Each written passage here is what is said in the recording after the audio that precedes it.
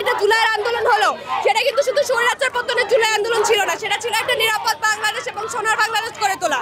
সেই ক্ষেত্রে আমাদের সবাইকে একজোট হতে হবে, শুধু আমরা না, পুরো দেশের মানুষকে একজোট হয়ে এইটার প্রতিবাদ করতে হবে। আমরা বলছি না কি যে প্রশাসন কোনো কাজ করছে না, প্রশাসন নিজেদের মতো অনেক চেষ্টা চালিয়ে যাচ্ছে, কিন্তু তাদের আরো কঠোর হতে হবে যাতে করে আমরা মেয়েরা সবাই নিরাপদে যেতে পারি। মাত্র শাস্তি হওয়া উচিত ফাঁসি।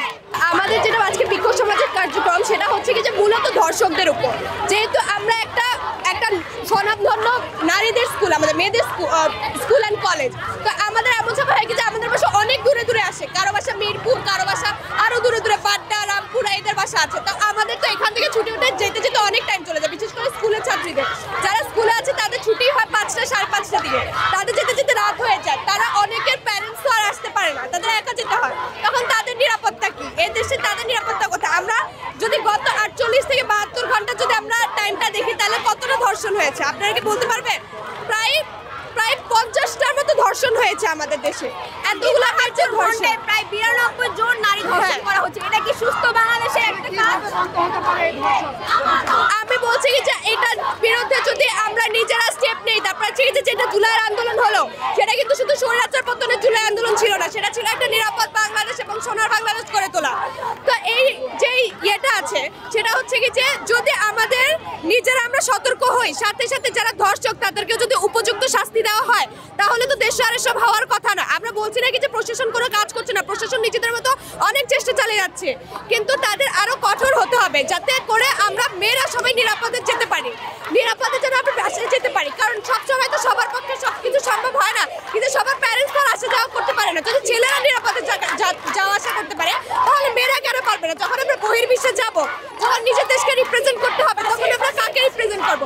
আমাদের দেশে এই পরিস্থিতিকে রিপ্রেজেন্ট করবো, আমরা কিভাবে অন্য দেশে যেতে পারি?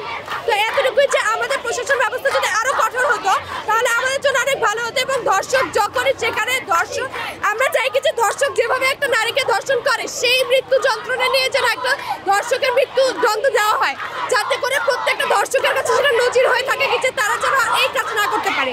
এতটুকু, থ্যাংক ইউ। আমার মনে হয় আমাদের সবার আগে সেফটিটা নিশ্চিত করা উচিত, যে এভাবে মানুষরা সেফটি থাকবে।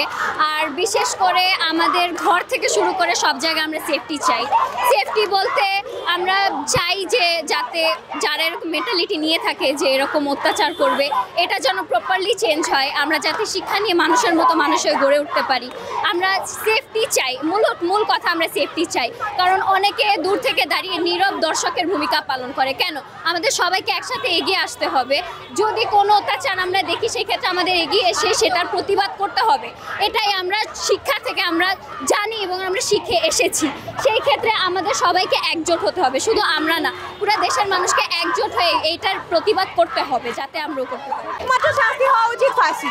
নৈতিকতার অবনতি, এছাড়া আর কিছুই বলার নেই। কারণ এটা সম্পূর্ণ মানুষের একটা